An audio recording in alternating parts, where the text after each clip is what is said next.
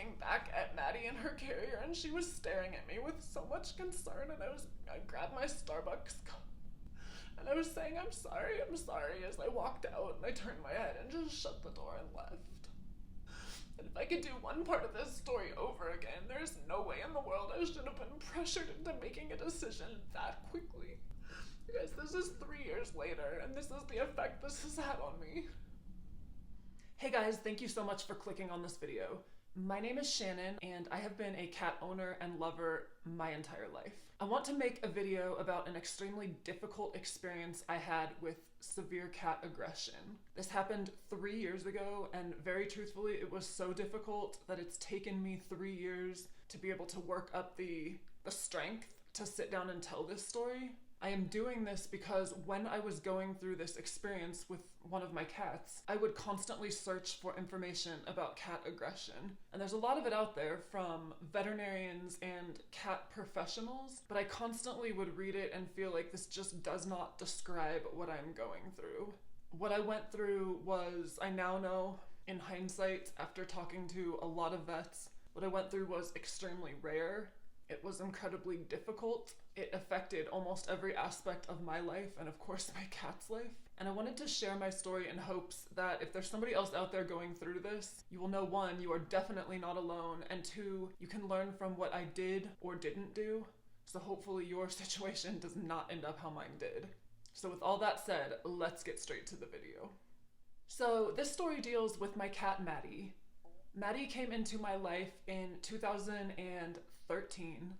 I had been on a road trip with my mother. We had been driving out to Oklahoma to visit my sister. My mom loves to go to garage sales, and we had been at a garage sale where somebody had like a box of kittens that they were giving away. I guess this wasn't uncommon out there. I don't typically see this in Colorado, but I was really tempted to get one. And that was shocking because what had happened 6 months earlier is I had lost my first cat that I had had like as an adult in the real world to bladder cancer. It was an incredibly difficult experience, and for about 6 months afterwards, I was in mourning and just not ready. But when we went to that garage sale that day and I saw that box of kittens, there was something in me that's like, I think I want one. But because of the practicality of it, we were on a road trip, we were staying in a hotel, my sister has an allergy. I ultimately did not end up getting one. And so it was on the drive back home to Colorado that I just happened to mention to my mom, I think I made a mistake not taking a kitten. I really think it's time, I'm ready, and I really wish I'd gotten one. And her response was really quick. She's like, well, I could get on Craigslist and see if there's any available in this area. Now, at that time, we were near Hutchinson, Kansas, and so she gets on Craigslist while I'm driving, and she finds pretty quickly this adorable, like mostly white with the little Siamese tips, kitten posted online from somebody who was giving kittens from a litter away, located only about, I think it was like 30 or 40 miles from where we happened to be at that moment. And she was like, oh my God, you have to see this kitten, and this, oh, my heart. Immediately. So I said, yeah, call her. And long story short, we arranged to meet her in the parking lot of a Walmart in Hutchinson, Kansas, where she gave me Maddie, and I drove home the rest of that road trip, so another 6 hours with that kitten. So for the first year of Maddie's life, things were normal. I was determined to be like the best pet parent in the world. I took her to my softball games. I socialized her with people around town and other pets. We even traveled together. One time we flew to Los Angeles, went to LAX, and spent lots of quality one-on-one time. And so I was doing absolutely everything I possibly could. Nonetheless, she was a rambunctious little kitten, and I have high ceilings in my living room. They're like 20 feet tall. And I have a balcony that overlooks the living room and like drops down like 15 feet. And one day shortly after I got her, she was walking on the outer edge of that balcony, and I happened to see it, and it scared me. So I kind of like ran up the stairs to go grab her, and I think as I did that, it startled her, and she stepped away, and she fell like 15 feet from that ledge down to the hardwood floor. And honestly, like my first reaction is, oh my God, I killed my kitten. I was so shaken up. But other than being stunned, she actually turned out to be okay. The reason that I share this with you is two reasons. One, I would later come back and wonder, did that maybe do something to her brain that kind of caused these behavioral issues? And two, the fact that that happened is the reason that I started, when I would leave town, boarding her with either my veterinarian, who actually didn't even offer that service but would agree to board her short term as a favor, or I would leave her with, I left her one time at a PetSmart pet hotel, but generally I would leave her with a friend of mine who generously volunteered to take her. But this would also later present an issue. So what I'm kind of getting at right now is there's a lot of what ifs that I look back on hindsight and think, what caused this aggression? Were any of these factors? Was it the fall? Was it the people that I left her with? Was it the fact that possibly there could have been some inbreeding which led to behavioral issues? Was it a tumor in her brain? Is it that I didn't get her spayed before her first heat cycle? I mean, my mind just went over every single what if possibility. I'm not sure. What I can tell you is when she was about a year old, I took her with me to someone's house. I would frequently bring her to this home. They had a little dog and she would play with this dog while I was there. And so I brought her just like normal. She had been there several times. And I know from talking to them, my recollection varies slightly, but what I remember is this. Everything was fine, and we were standing in a darkened office room, kind of looking at a computer screen. So there were no lights on, but there was the glow of the computer screen, and it was myself and two other people, and Maddie was on the floor. And then all of a sudden, without warning, without provocation, she launched herself. I mean, from the ground, launched herself at this guy's leg, latched on, and started just ferally attacking. I mean, yelping. It's like when cats rabbit kick, except this was violent thrashing. I was horrified. I think we were all stunned.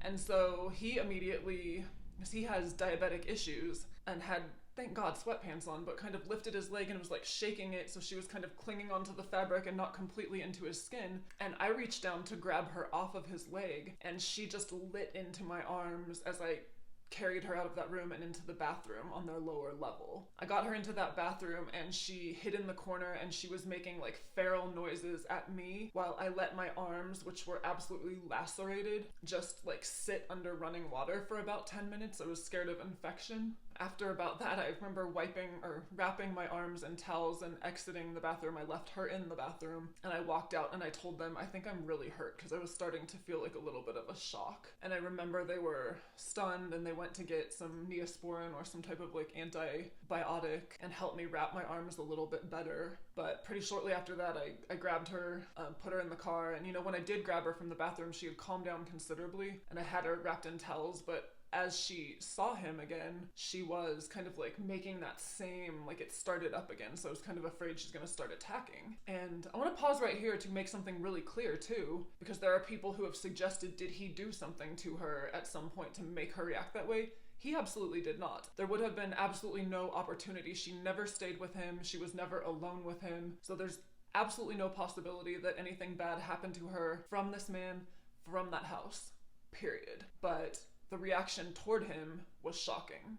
So, of course, because nothing major ever happens at a good time, this attack happened literally the night before I was supposed to leave on a trip to St. Louis to visit my grandparents, and I had an early flight the next day. So I bring Maddie home, and I'm shaken up and injured, and I call my parents, and I basically tell them what happened, and my dad had been the one who was going to come into the house and watch Maddie while I was gone, feed her, etc. So they're still planning on doing that.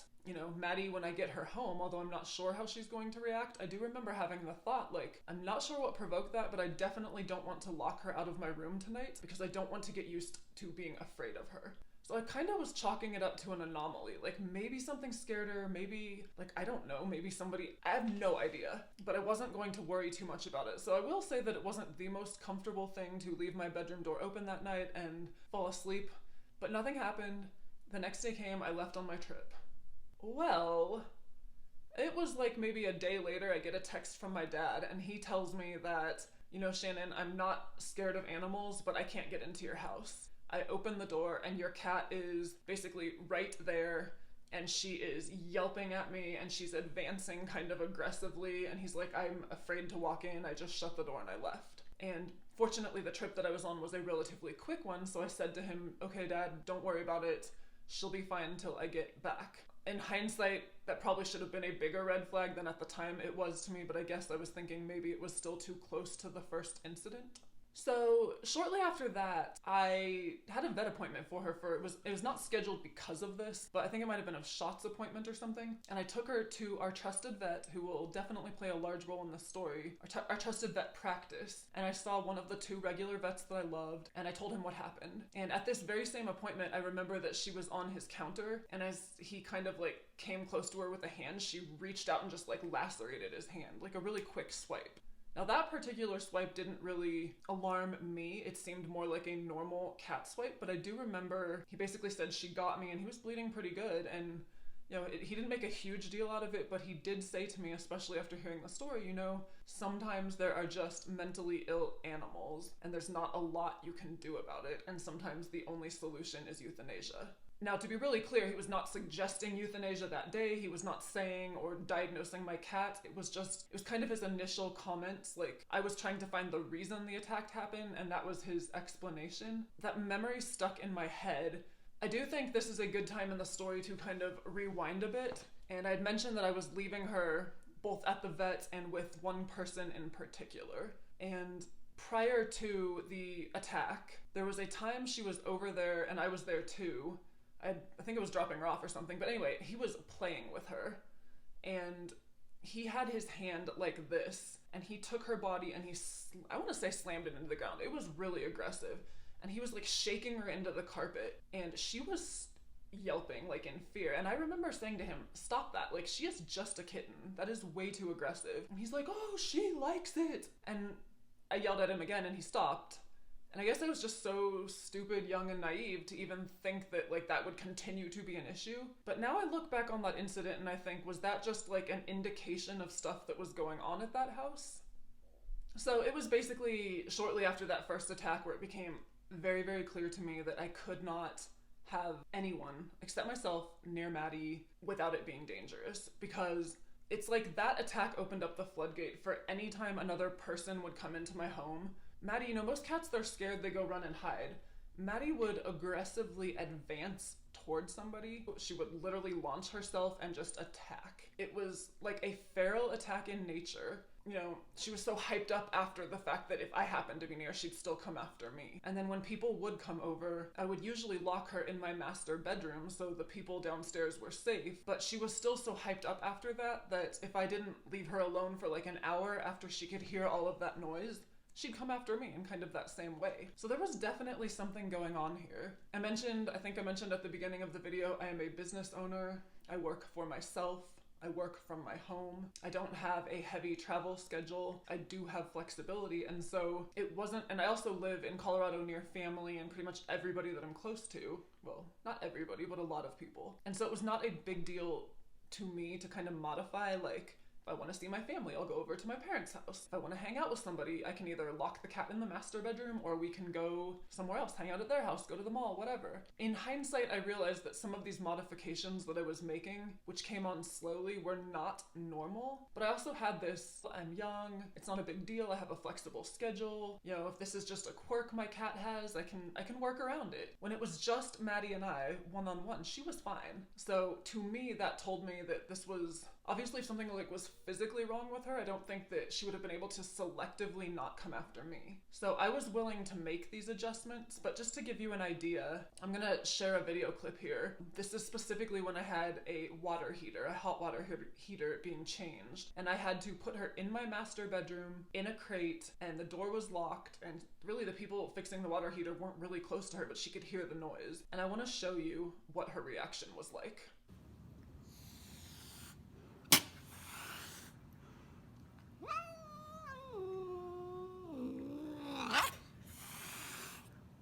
Again, there was enormous liability in a cat that would act like that and me having any strangers into my house. You know, I have 2 young nieces. I did not feel comfortable having them in my house. I was really worried about the damage the cat could do. So I just continued to kind of separate my worlds. The one area where this really did affect is traveling.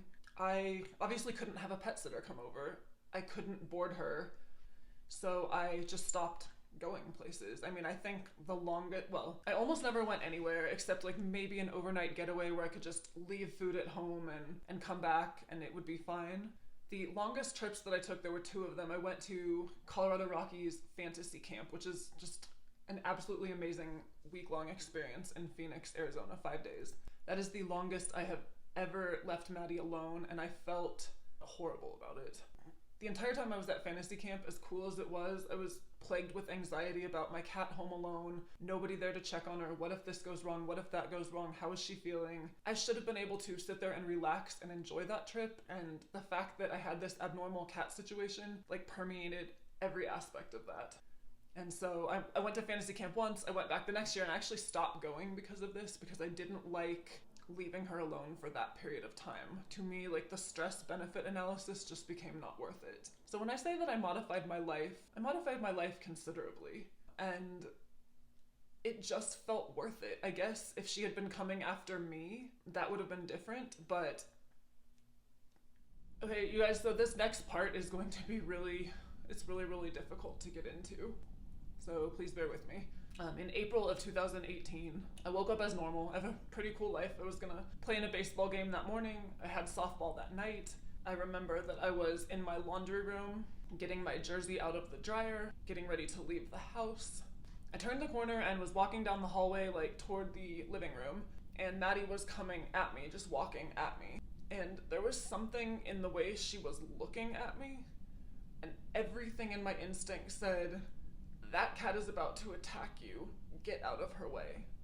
To this day, I don't know if the instinct was right. I know that I had a split second to react, and so I backed back into the laundry room and shut the door. And she immediately was at the door, and she is growling and hissing. To my knowledge, there's nothing that set it off, but I'm like, okay, this is weird. And so at first I tried, calming voice.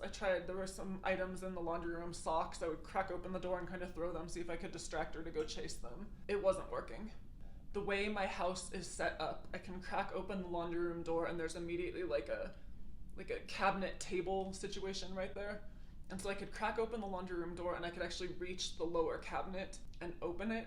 And so I finally did that, and she crawled into it into curiosity, and I shut her in there, so I came out of the laundry room that way. I sat there on the floor, and she was in this cabinet, and she was growling and hissing at me, and I sat there trying to coax her.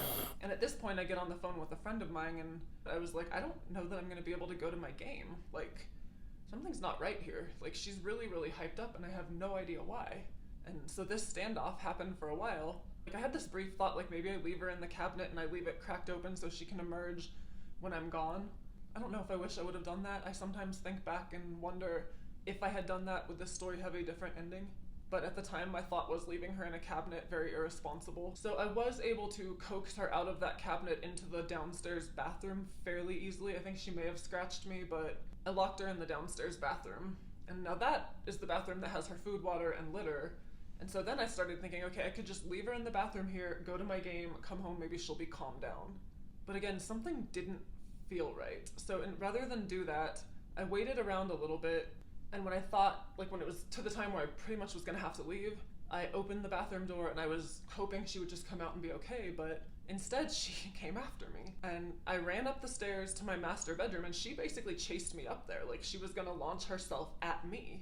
And so I slammed my master bedroom door, and she's outside of it. This began what ended up being like an 8-hour standoff, where I was in my master bedroom, she was right outside the door, growling, hissing, ready to come at me.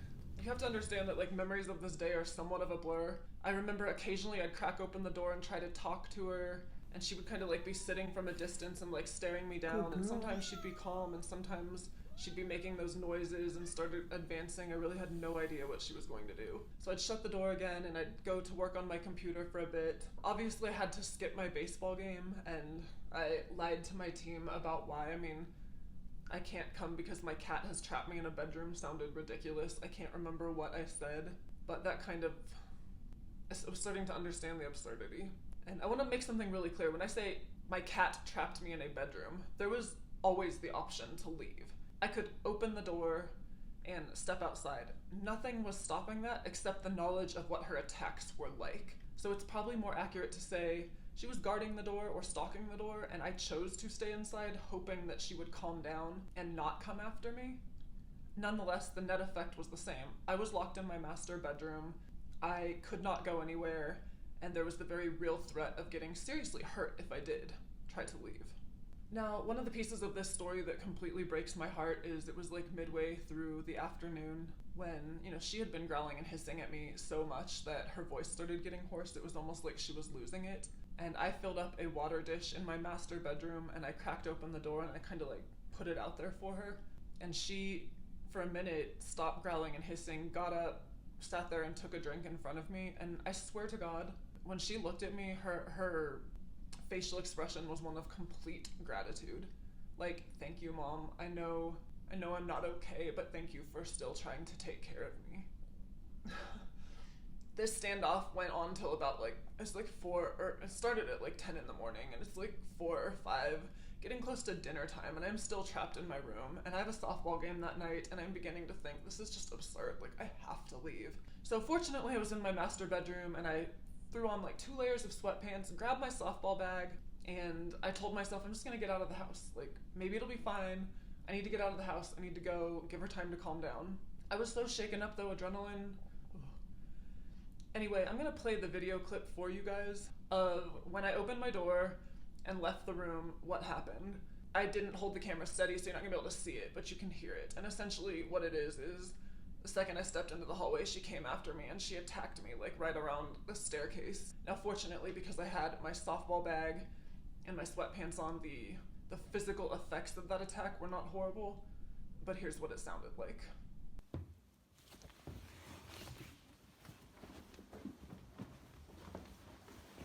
Maddie. No! I also want to kind of rewind for a second. I know this is kind of weird timing, but this story just really is in fragments in my mind. So it had been like a week prior to this attack that she had almost like trapped me on my couch for an hour because she had like kind of aggressively scratched my legs, kind of had a freak out, and I went like on my couch to get away from her, and there was definitely the same feeling, like if I come off this couch, this cat's gonna go after me. But at that time there was a reasonable explanation. I felt there was construction going on in the neighborhood, there were loud noises, so I kind of thought that set her off. She calmed down, it was okay. So I guess that's just to say that like in hindsight I see that maybe that was a precursor, that maybe this wasn't as instantaneous as it felt that day. But anyway, after she attacked, I got out of the house. I was super shaken up. I remember going over to Starbucks and sitting there drinking coffee at like 4:30 in the afternoon and completely underestimating like the adrenaline rush. I went to my softball game that night, and I'm a good athlete generally.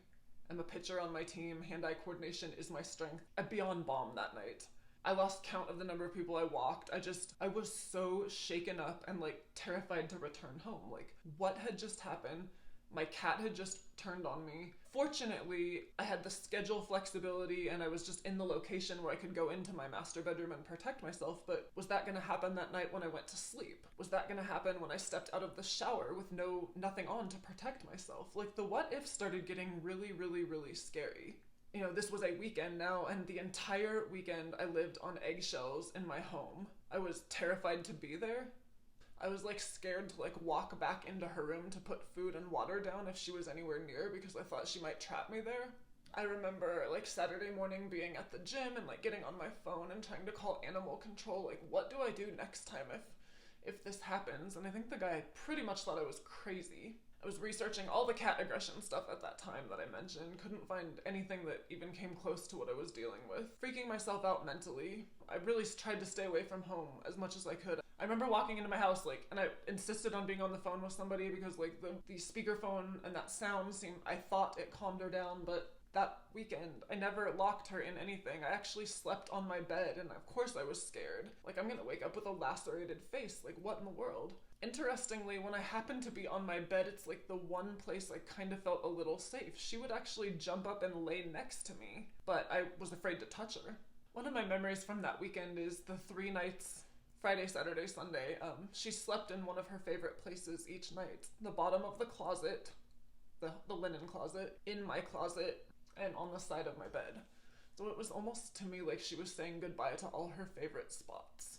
I was absolutely at the point where I needed help. My family has gone to the same vet for my entire life. We had taken my childhood pets there, and as an adult, a couple of my animals, the cat I mentioned who had died of bladder cancer, and a bird that I inherited from my mom. Those two animals had been treated by two vets at that practice. I loved them both. They had always been very professional. I trusted that practice. My family loved that practice. Well, I called to make an appointment for Maddie because I knew this had reached the point where I could not be afraid in my own house. And they told me that the two vets that I typically see were just not available. At the time, I really wanted to get in ASAP. But they say, you can see Dr. So-and-so. She is much more, well, I don't know if they said much more. She is more of a cat specialist than the other two anyway, and that insight might be good here. And so I took the first available appointment Monday morning with this new doctor. And it was a relief to make that appointment. In hindsight, my God, this is one of those times in life you wish you could rewind. I never, ever should have taken that appointment. I should have gone with the vets I knew and trusted, the vets who knew my cat, the vets who knew some of the background, the vets who had seen me through other difficult situations. But you have to understand too, this was a practice I trusted, and these people are telling me this third vet who I had never met is a cat specialist, and so I felt comfortable at the time taking the appointment. It's in hindsight that I want to shake myself and say, no, cancel this. So that morning of the appointment, I remember having the carrier in the living room and luring her in it with a can of tuna.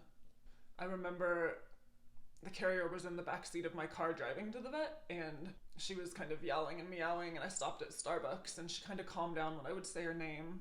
I mean, she was clearly unhappy, but like it was a vet trip, so I wasn't alarmed. At the time, the Instagram account that I now maintain for my new cat was devoted to Maddie, and I posted a video of her in that carrier in the lobby of the vet like 15 minutes before we saw that vet, and it had some lighthearted caption, and I never would have done that had I known what was about to happen. So I really have a hard time even going to look at that picture or that video, because to me that's like almost like making fun of the situation, but I had no clue. I was just there for help. Now, probably because of how emotional the situation was, and just because I didn't understand a lot about it, I didn't have a plan going in there other than to tell the vet what had happened and get their thoughts and opinions. Some people in my life seem to think that I had this specific plan to ask them to hold the cat for 24 hours and go home and clear my head because I'd been on edge all weekend. That really wasn't a clear plan in my head at the time. It is in hindsight that I think I started saying that's what I should have done, or that's what I wish I had done. At the time, I just remember almost like going there and being just ready to unload this stress. And I want to be really clear before I get into this that my memories are fragmented of this day. It was very traumatic. So I don't remember everything clear A to Z. There are parts of it that stand out to me that might not to the vet, but I'm going to tell you what happened from my perspective. She walks into the room, and Maddie was in her carrier, like sitting on the counter, and I was sitting in a chair. And she walked in and she kind of looked at me and she's like, so what's going on here? And it just all came rushing out of me. I think the anxiety, the stress, the knowing that I'm finally at a place where I'm going to be able to get help. Well, the second she walks in, the cat sees her and starts freaking out. And she's like, that's kind of weird. But she sits there and listens to me tell the story about the aggression and what had happened. And what also started coming out is some of its effect on me. Like, this is not normal. My life is kind of like held hostage. You know, I can't have anybody over without it being a major risk. Like, I just don't know what to do. And again, I don't know what I was expecting, but here's what I was not expecting. Her immediate reaction is she goes, I cannot help you. Drugs will not help this. She goes, I recommend euthanasia.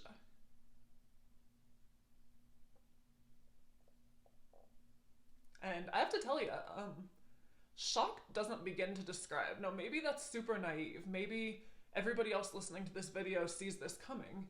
That is not what I expected to hear. And I immediately just burst into like hysterical tears. And she was talking, I think, and I don't think I even could breathe well enough to try and ask questions. In hindsight, I want to say, why the hell did she not suggest examining the cat, doing tests, explaining options, giving me time to calm down? I was too hysterical to think this at the time. All I know is that this practice I trusted told me there was no hope, basically. And based on how I had been living and how stressful that was, I think something in me just died right there. Like, there's no hope. my option, I guess, would have been to just take the carrier and leave, but then that means taking the cat back home and living in terror. That did not seem like a viable option. And so I was hysterical the entire time. At some point during this hysteria, she pulled out the consent form for euthanasia and put it under my nose and told me I needed to sign it. I did sign it. That's on me. That's not, she didn't hold a gun to my head and say sign this. She put it under my nose when I'm hysterical and I couldn't breathe, and I think that's inappropriate. I couldn't even gather enough calmness to talk. But I also, in hindsight, want to just shake myself and say, stop, Shannon. This lady can't force you to do this. But I think them killing my hope is a big part of the reason I signed it. I was like in a stunned, trance-like state. Like, is this really happening? This is not what I thought. And just for a moment, like a logical piece of me said, okay, can you give us a minute? I need time. And so she said, okay, and she left.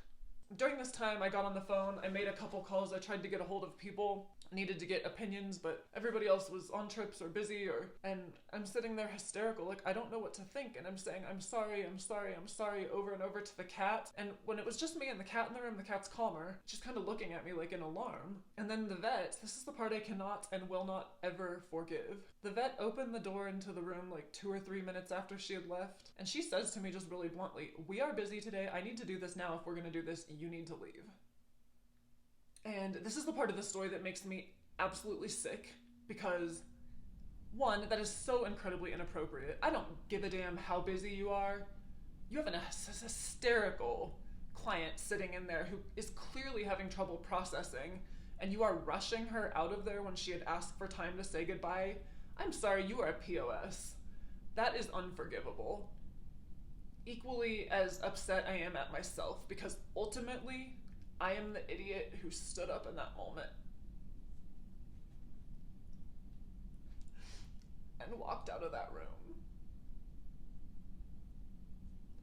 I remember looking back at Maddie in her carrier, and she was staring at me with so much concern, and I grabbed my Starbucks cup and I was saying, I'm sorry, as I walked out, and I turned my head and just shut the door and left.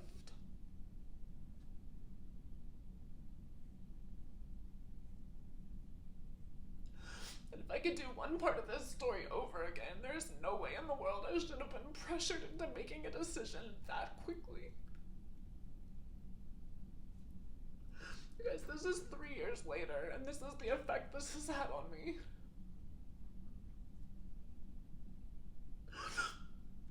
It's both the stress and the horror of going through it, but it's also the guilt that I feel for failing her, failing my cat that way. Ultimately, I chose to walk out, and it's just because the stress and the hope had just been crushed at that point. I let that lady bully me into leaving. I could have chose to turn back. I could have said no. I just didn't have the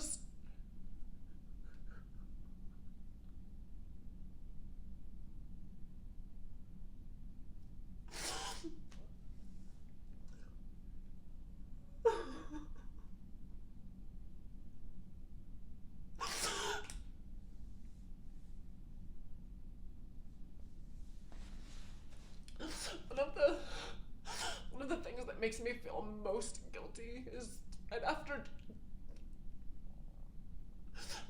leaving that vet's office, the hysteria calmed down pretty quickly, and went to the gym, which is typical of me in the morning, and I was on the exercise bike. I'm on the exercise bike and I'm thinking, I wonder if they're doing it right now. I should call, I should tell them to stop, I should go pick her up. So the rational thoughts started catching up with me, and I didn't. I failed to pick up that phone because there's a part of me that did not want to, because the vet had killed my hope. I was just at the point where I was scared. But it still makes me feel like a horrible person, like I walked my cat in there that day and let that vet kill her without investigating any of the possibilities.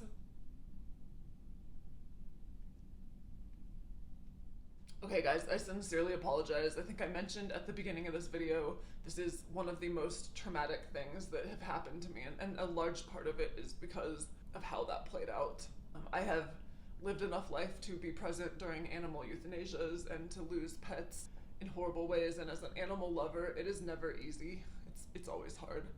But I've never been impacted by something like this, and I think in hindsight it's both the combination of literally 4 years of rearranging my life and stress, and then the shock of that moment.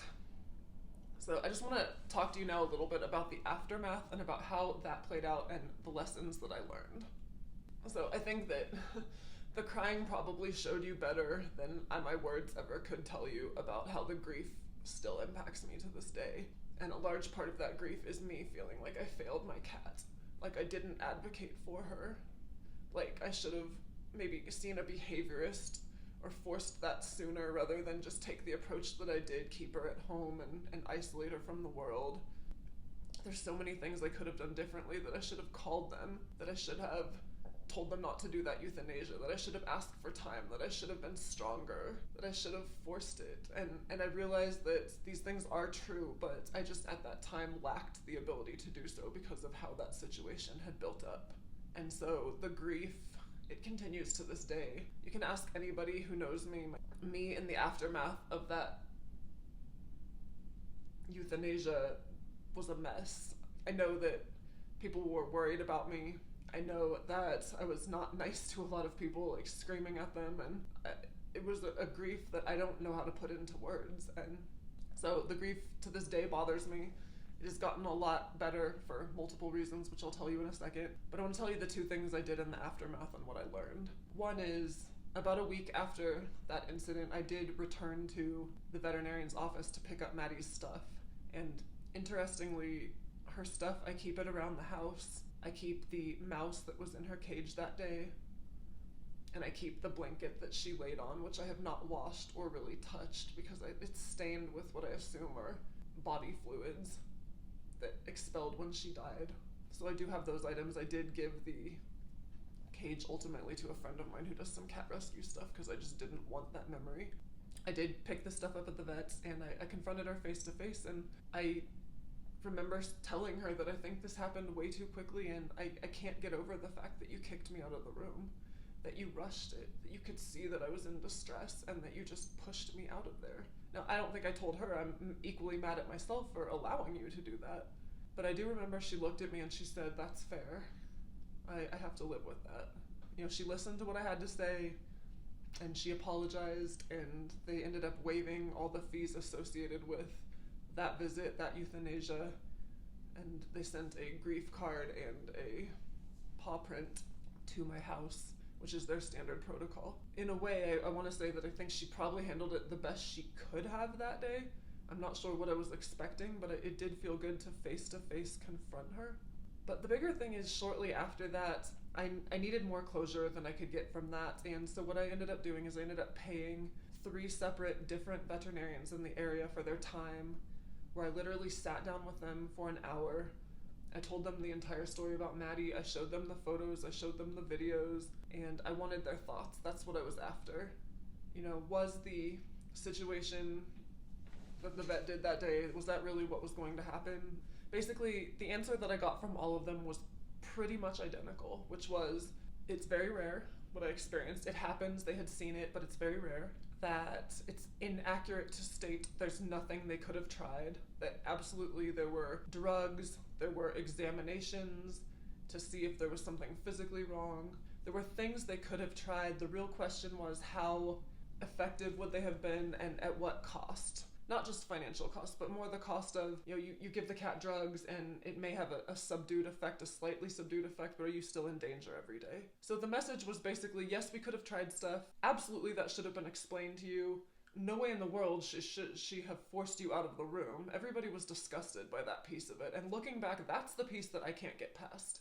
I cannot get past that a vet at a practice I trusted was that insensitive and heartless. If she happens to see this, I mean, I'm not going to name the practice or the vet, but if she happens to see this, I have to tell you, this still affects me 3 years later. I hope you're happy. But I cannot get over that a vet that I trusted was that heartless.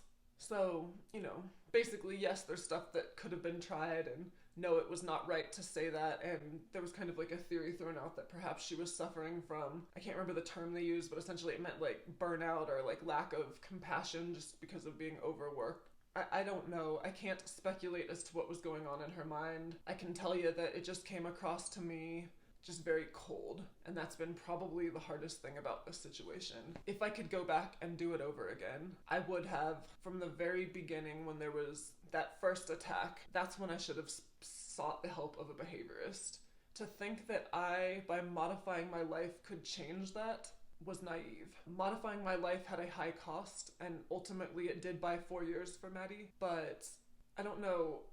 It depends on how I look at this, because sometimes in my good moments I look at it and I think God put Maddie in my life for a reason, because I did have a schedule and the flexibility to modify my life, and so I gave her 5 wonderful years on this earth that almost certainly a lot of people wouldn't have had those attacks started. And then on the flip side, I feel like I've failed in every which way. So I think I would have sought help from a behaviorist, understanding that a behaviorist and a medical doctor are very, very, very different. So the second part is something that I look back on. I told you I'd kept Maddie, or let Maddie stay with this guy multiple times when I would leave town, and that he played aggressively with her. If there's any sign that somebody's being like that, or if your cat's behavior starts changing when you're leaving her with other people, one, immediately cease leaving her with those people. But I honestly, when I look back on this, I really strongly suspect that he did something to her that just made her terrified of other people while she was staying there, because it just does not make any sense to me that these attacks just started, but they were geared toward everyone else and not me. I do think that perhaps there might have been some like mental health things going on too, but I think that my instinct tells me that that guy is part of the reason this happened. And I think part of that is not only what I witnessed, but later he turned out to be someone who completely trashed our friendship just because politically we have different views. Like literally one day I was driving on the highway, he called me up out of the blue. He said he was eliminating everybody from his phone tree who was the opposite party than what he was. I remember being stunned, like, why? Like, we always get along. Like, why do you want to do this? And, we're all terrible people and blah, blah, blah, blah, blah. I embarrassingly was like crying while I'm driving, trying to convince him not to dump me as a friend, but he did, and we haven't spoken since then. So it's not a stretch in my mind to think that somebody who would do that might have also hurt my cat. The truth is, though, I have no clue. I really don't. I know what I witnessed. I am still, so many years later, searching for answers that I will likely never have. But again, I know that this information was hard to find when I was looking for it in the aftermath. I just wanted to share my story to let you know if you happen to be going through this, you're not alone. Probably the most important thing you could do is talk to a behaviorist ASAP. My vet, who originally told me that sometimes there are mentally ill animals, that might have been true, but my other question is if we had started trying to treat that a lot earlier, would the outcome had been better? So there's ultimately way more questions than answers. I had been wanting to make this video for several years, but really was not emotionally strong enough to go back and revisit this. It's not so much the telling it on camera, it's the digging through the clips and rewatching those videos that I have literally not seen since the day. It has been a goal of mine to get this out there, and I know this is a really, really depressing topic to launch a channel with. At the same time, it is such an important story. I did, in the aftermath, like in a cat owners group, kind of post about her experience, and I did have one person private message me and share photos going through the exact same thing, equally as baffled, really serious injuries, like all over the head and face. Ultimately, the same outcome. I cannot tell you what a comfort it was to talk to her and to be able to talk to somebody who went through the same thing. I hope that I can be that for you. I hope that Maddie's story and legacy results in a good outcome or a better outcome for somebody. It was probably 6 months after the fact that I actually went back to the vet's office because I still couldn't get over, I was still really struggling. I'd already spoken to the actual vet, and I sat down with the office manager and also shared this story, and I do know that it resulted in a retraining of all of the people there and a deep apology. So I hope that those vets at that practice are ultimately better off because of it. I did pull all of my business from that practice and will never go back. It's not because I don't trust the other 2 vets, they're awesome, but that entire place has really negative connotations and memories. So I found another vet for my current cat. Her name is Katniss, and She came into my life way sooner than I was going to be looking for another one. Probably 3 months after Maddie died, a friend of mine found a baby feral Siamese kitten in terrible shape on the street, and he knew I had lost Maddie, and he knew I was grieving, and he asked me if I wanted her. And very truthfully, guys, I didn't. I told him I would take her because I wanted her to be okay, but my intention at that time was to spend the time and money required to nurse her back to health and then find her a great home. Well, I'm sure you can guess the end of this story. Katniss is on this pillow, and she's sleeping over there while I tell this story. She quickly won my heart and became my new baby, and she lives every day in Maddie's legacy, but she's obviously a completely different cat, but she came into my life at a time when I needed her most. I think of that quote, "Who rescued who?" Well, Katniss absolutely rescued me, and I sincerely hope this video serves to rescue someone. Thank you so much for listening, guys. I appreciate the support. I hope you have a wonderful day.